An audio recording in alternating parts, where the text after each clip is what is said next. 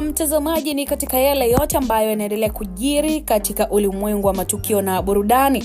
Mhabarishaji si mwingine, mimi ni Official Rose D, na media yetu ni Biomedia. Endelea kusubscribe na kuwa mtu wa kwanza kabisa kupata taarifa mbalimbali. Karibu sana. Mwanadada Mange wadau wa Mvaa arudi kwenye udaku mara tu baada ya kutoboa siri chanzo cha kifo cha mbunge, lakini pia sababu ya kuzikwa haraka.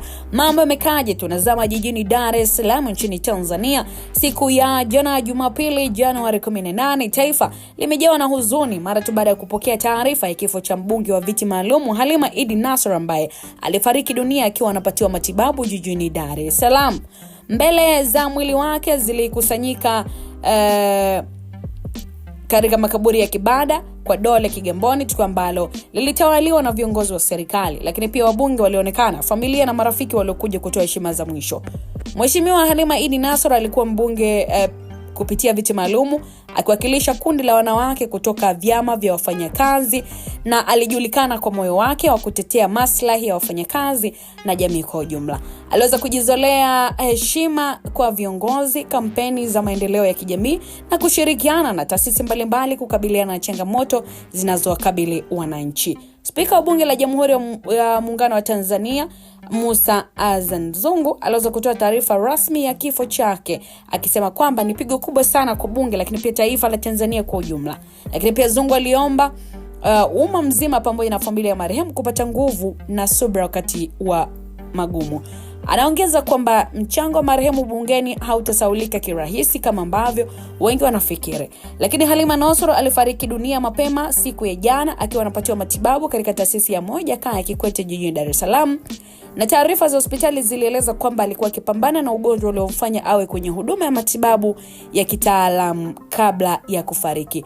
Mwili wake ulipelekwa nyumbani kwake kwa ajili ya dua maalum kabla ya mazishi kwenye makaburi ya Kibada, na waombolezaji kwa viongozi wa serikali na wabunge walikuja kutoa pole na heshima zao za mwisho huku wakiomboleza kifo hicho. Rais wa Jamhuri ya Muungano wa Tanzania pia Mheshimiwa Samia Suluhu Hassan alitoa salamu za rambirambi kwa familia ya marehemu pamoja na bunge, na katika taarifa yake Mheshimiwa Rais alieleza huzuni yake kuu ya kumwelezea marehemu kama kiongozi mchapakazi alijitolea kuleta mabadiliko chanya katika jamii. Lakini pia alimuomba Mwenyezi Mungu kumpa mapumziko ya milele na kuwapa nguvu wale waombolezaji. Kupitia ujumbe huo, Rais alisisitiza kwamba kazi nzuri aliyofanya Halima iwezi kusahaulika na kuwa taifa limepoteza mmoja wa waongozaji wake bora kabisa, hasa katika kutetea haki za jamii za wanyonge na wanawake.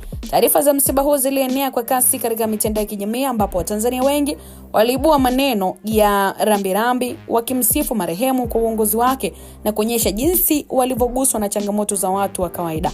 Pamoja na hilo, wabunge wenza walijumuika pamoja na kutoa pole kwa familia na kusisitiza umuhimu wa urithi aliouacha bungeni.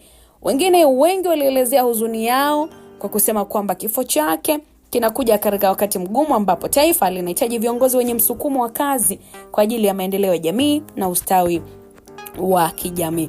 Kifo cha Mheshimiwa Halima Idi Nassor ni pigo kubwa si tu kwa Bunge la Jamhuri ya Muungano wa Tanzania bali pia kwa jamii nzima, na alikuwa kiongozi mwenye matumaini, mshirika wa haki za wafanyakazi na wanawake, mwenye shauku ya kweli ya maendeleo ya jamii na Watanzania wote kwa ujumla.